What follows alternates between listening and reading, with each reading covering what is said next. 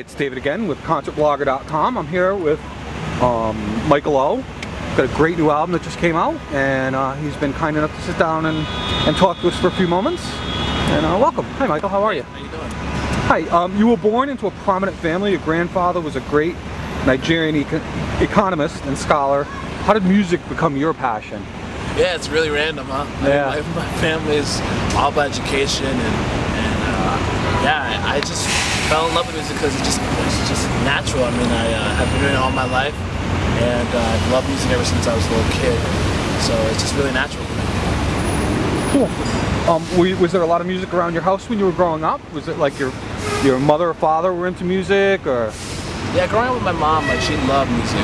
Even when she was pregnant with me, she used to play full artists. She used to play Michael Jackson, Dolly Parton, Whitney Houston, Freddie Mercury from Queen. So those are like my all-time favorite artists and artists that I grew up listening to. Even before birth. Yeah, even before birth. So yeah, I mean, like, I've loved music, and she is probably the main reason why music is such a love in my life. Awesome. So that's obviously the bands that you're really influenced by. Do you find that you have a lot of those artists in your music that you try to implement into your music? Yeah, I think the cool thing about all those artists is that they all know how to sing a song really well, and they know how to interpret a song to where you really feel what they're singing. So yeah, I think they're all dope. Even like when I tell people that I like Dolly Parton, they laugh at me, but I'm like, Jolene is a rocking song. That's such an awesome song. So, yeah. So yeah, they all are really good. Okay, so you're obviously extremely smart. You went to prestigious Dartmouth and the Ivy League, and how did you balance your music with this very serious and demanding academic pursuits that you were going through? First of all, I'm probably one of the dumbest people from my college, so let's put it out there. But it was cool. I mean, I did the Dartmouth Airs, which was an acapella group, and basically it was kind of like a chill thing where like I hung out with them and we did music. It wasn't so much a rigorous music thing.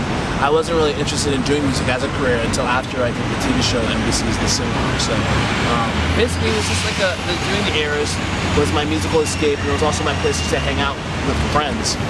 So cool. Yeah, well, I'm sure that it was, demanding enough if you're really working hard on just the study end of it to be able to work the music into it. It has to be more of an escape and a fun type thing rather than I have to work at that too. Yeah, and we worked hard, but it was more like a fraternity. It was more like a place where we could just go and hang out and just have a lot of fun together. Cool. Tell me about your trip to Nigeria and how it changed your life. Yeah, so like my family is Nigerian, and my mom goes back a lot, and we went back to do some World AIDS Day help, and that was when I was 14, and that really changed my life. So I started an organization that helps kids with education in the global south, and particularly Nigeria. So yeah, it's been really fun. Part of the proceeds actually of my EP in the beginning goes to the United Foundation, which is the foundation that we started. That's so cool. You were 14 when you started it? Or? Yeah. You started a foundation when you were 14. Oh, that's awesome. That's so cool. So you grew up in Maine. Yeah. How different? Yeah, really. How difficult was that? I lived in New Hampshire for a while, and it's very rural. How did that solitude affect you growing up and kind of make its way into your music? I don't know if growing up from Maine actually made its way to my music. But it was actually a cool place to grow up. It was really secluded. I didn't know, as I told you, I didn't know how to drive until I was 22, so until last year. And I learned how to do that in Los Angeles. Well, the really worst place to learn. Especially when I go back to Maine, it's like crazy because everybody drives so slow that I'm always just like trying to drive Los Angeles on them. Yeah, exactly. But it was really cool to grow up in such a small, secluded space because I really got to love nature, and yeah, it was just quiet upbringing. Cool. So your college singing group, the Dartmouth Airs, placed second on the NBC show, The Sing-Off. You were widely lauded as a true talent by the music industry insiders. And what was that experience really like? How did that affect you? Changed my life. Doing The Sing-Off showed me what I was kind of born to do with my life, which is music. I mean, before doing that, I just ended a real estate investment internship, and I was thinking that I was totally different. That's what you're going to do for your life. Yeah, exactly. But then The Sing-Off really kind of put in my mind what I wanted to do with my life, and it's music. And we would work 16-hour days, but it just didn't feel like work. So I'm the luckiest guy in the world to be able to have had that experience because it changed my life. Awesome. With all this buzz around you and with the CP, you seem to have taken a step back from everything. You wrote, recorded, and produced this yourself. with the help of a few close confidants. What made you decide to take this route rather than, I'm sure there were people that wanted to work with you after your experience on the show, and it seems like you kind of wanted to do it yourself. Yeah, I wanted to kind of make my own music first and kind of live through my music and not really be influenced by a lot of people.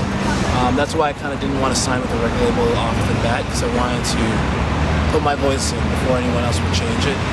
So every song was written and co-produced by me, and it was a labor of love. And you know when artists are like, yeah, I put my all into this, and this is like everything, and you're like, oh, okay, yeah, cool. But I actually put everything I am and everything that's in me into this project, and I am so proud of this EP because it's really me. It's everything that I have experienced from the ups and downs, and everything that I hope to experience in the world. Okay, so it seems that that was the right way to go for you, in that your debut last week at number 147 in the iTunes charts and 5th in the R&B charts. That's like the right thing to do, it seems.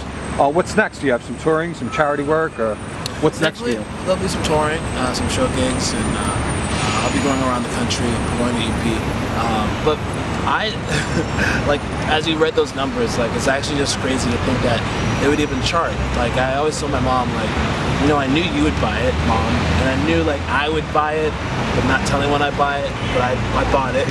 So I knew there'd be 2 sales, like, for the first week. I was positive of that. I was positive about that. But to see my name, like, next to Bruno Mars and Kelly Rowland and, like, a lot of people was mind-boggling. It was crazy.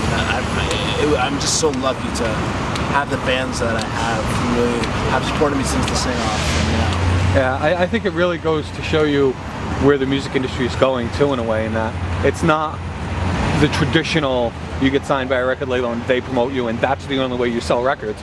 I think that with the internet and the iTunes, and it just makes it so much easier to discover new artists out there, and I think that you get the benefit of that, and especially doing it the right way and having the voice that you have and a little bit of recognition, and that's what you need to succeed in this.